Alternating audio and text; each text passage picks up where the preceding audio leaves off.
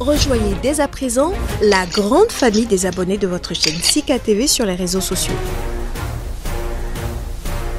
Sika TV, le vrai visage de l'actualité en Afrique, est en direct et en replay sur YouTube. Abonnez-vous et cliquez sur la cloche de notification pour ne rien rater. Nous sommes également présents sur Facebook et sur Twitter.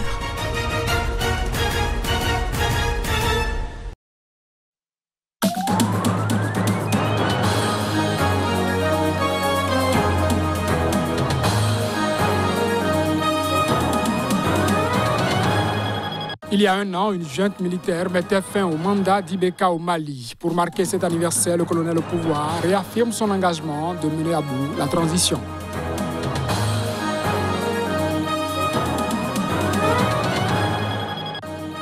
Une date pour le début du procès de l'assassinat de Thomas Sankara au Burkina Faso. Le procureur militaire indique le 11 octobre.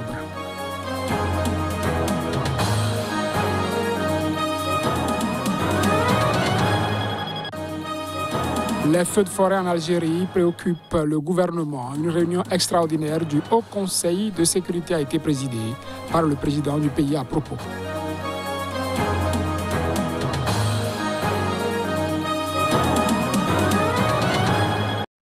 Bonsoir à toutes, bonsoir à tous et bienvenue à ce journal. Les drapeaux sont en berne depuis ce mercredi au Niger. Le gouvernement a décrété en effet un deuil national de 2 jours après le massacre lundi de 37 civils par des djihadistes présumés. L'attaque a eu lieu dans l'ouest du Niger, proche du Mali, indique un communiqué officiel. Reportage. La dernière attaque dans l'ouest du Niger a visé lundi le village de Daredaï, près de la frontière malienne. Des hommes armés ont tiré sur des habitants du village qui cultivaient leurs champs, faisant 37 morts, dont 4 femmes et 13 adolescents. Daredaï, déjà visé en mars, est situé dans la région de Tillabéri, dans la zone dite des 3 frontières, entre le Niger, le Burkina Faso, le Mali, théâtre depuis 3 ans d'actions sanglantes de groupes djihadistes liés à Al-Qaïda et à l'État islamique. Depuis le début de la saison des pluies en juin, les attaques visent surtout des civils travaillant dans leurs champs. Human Rights Watch avait estimé la semaine dernière à plus de 420 le nombre de civils tués depuis le début de l'année dans l'ouest du Niger, dans des attaques menées par des groupes djihadistes qui ont également contraint des dizaines de milliers de personnes à fuir de chez eux.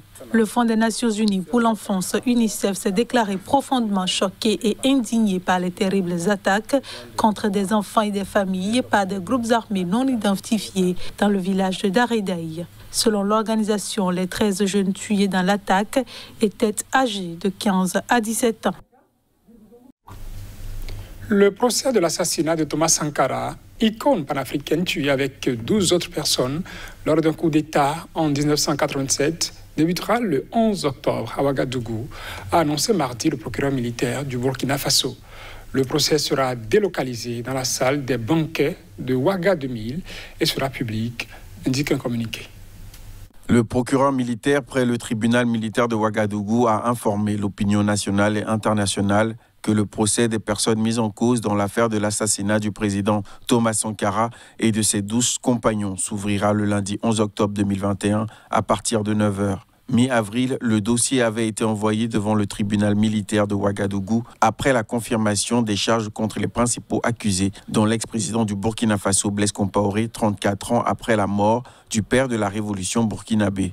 Parmi ces accusés figure le général Gilbert Diendéré, l'un des principaux chefs de l'armée lors du putsch de 1987, devenu ensuite chef d'état-major particulier de Blaise Compaoré, ainsi que des soldats de l'ex-garde présidentielle. Le général Diendéré purge actuellement au Burkina Faso une peine de 20 ans de prison pour une tentative de coup d'État en 2015. Davantage de personnes étaient mises en cause initialement, mais beaucoup d'accusés sont décédés. La mort de Sankara, devenu une figure panafricaine et surnommé le Tché africain, était un sujet tabou pendant les 27 ans de pouvoir de Compaoré, lui-même renversé par une insurrection populaire en 2014. L'affaire a été relancée après la chute de Compaoré par le régime de transition démocratique et un mandat d'arrêt avait été émis contre lui par la justice burkinabé en mars 2016. Blaise Compaoré vit en Côte d'Ivoire, pays voisin du Burkina Faso, où il s'était enfui après sa chute et dont il a obtenu la nationalité. Sauf à se présenter volontairement devant ses juges, il devrait être jugé par contumace. Le pessimisme règne un an après le putsch qui a renversé le président Ibrahim Boubacar Keïta le 18 août 2020 à la suite de plusieurs mois de manifestations contre la corruption et l'impuissance de l'État face à la violence au Mali. L'insécurité continue de s'étendre, la crise sociale persiste et les avancées politiques sont lentes. C'est dans ce contexte que le président de la transition dans le pays, le colonel Assimi Goïta, s'est exprimé dans un discours télévisé diffusé sur la chaîne publique ORTM. C'était à l'occasion du premier anniversaire du coup d'État militaire qui a renversé l'ex-président Ibrahim Boubacar Keïta. Assimi Goïta réaffirme son engagement à tenir des élections transparentes aux résultats incontestables. Ce qui s'est produit le 18 août est un aboutissement. L'effondrement de l'État survenu le 22 mars aurait dû être suivi d'un sursaut patriotique. En lieu et place, ce fut une gestion dont l'une des conséquences majeures fut la déliquescence de la gouvernance. Des hommes et des femmes se sont retrouvés pour exprimer leur volonté de rupture et de changement.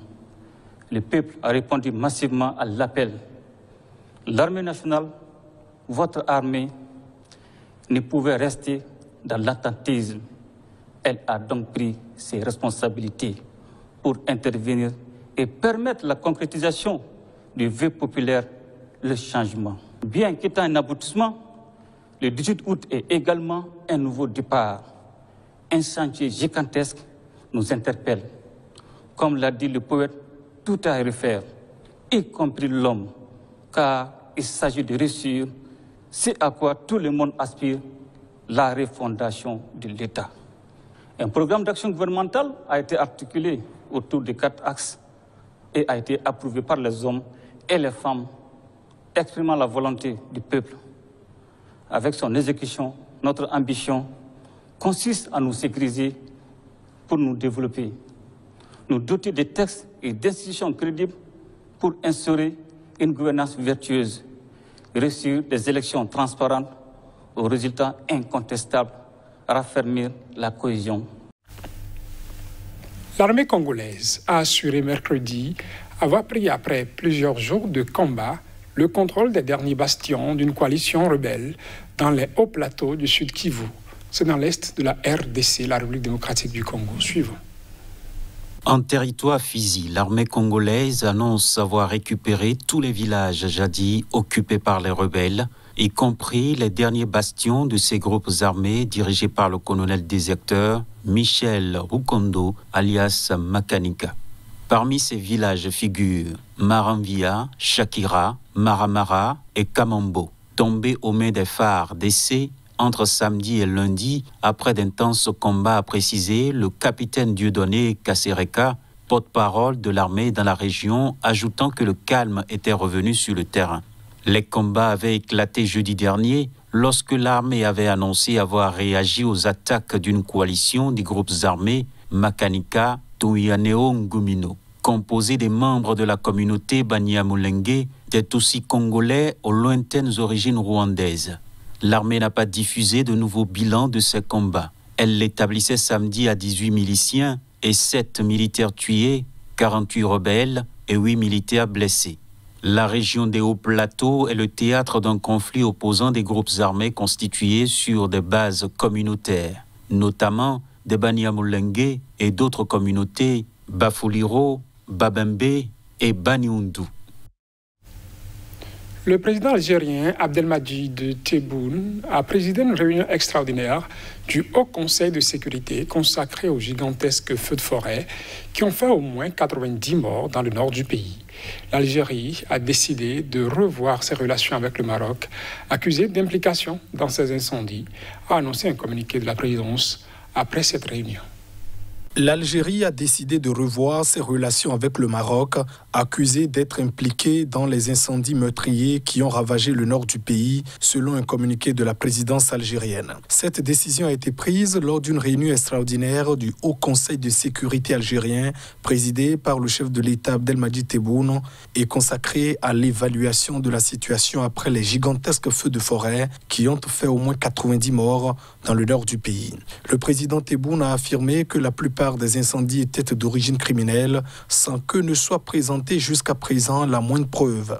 L'enquête a permis de découvrir qu'un réseau criminel classé comme organisation terroriste est derrière les incendies de l'aveu de ses membres arrêtés selon la Direction générale de la Sûreté nationale. Les dirigeants algériens ont accusé une organisation indépendantiste kabyle basée à Paris d'être impliquée dans ces incendies et dans le lynchage d'un homme accusé à tort de pyromanie en Kabylie, située au nord-est, la région la plus touchée par les feux. Ils ont également mis en cause le mouvement islamo-conservateur Rachad établi à Londres. Ces deux mouvements, bêtes noires du pouvoir algérien, sont illégaux en Algérie où ils ont été classés comme organisation terroriste le 18 mai dernier.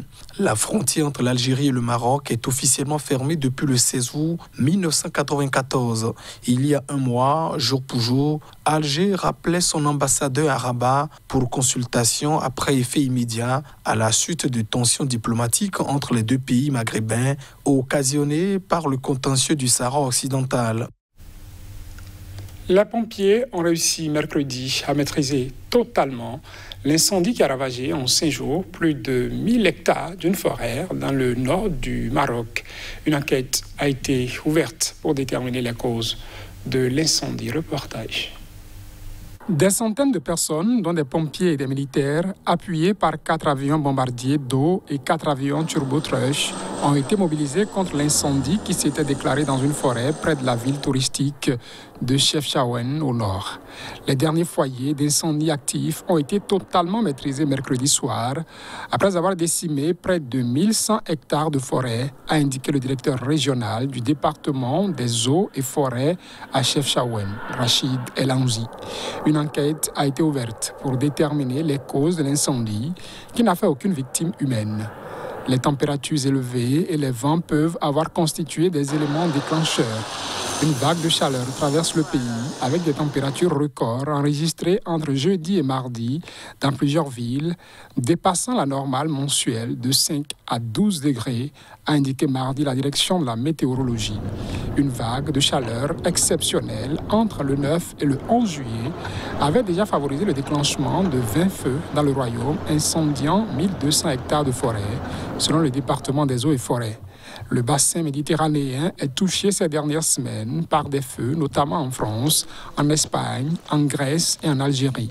Le réchauffement du climat augmente la probabilité des canicules et des sécheresses et par ricochet des incendies. C'est la fin de ce journal. Merci de l'avoir suivi. Nos programmes se poursuivent sur Sika TV.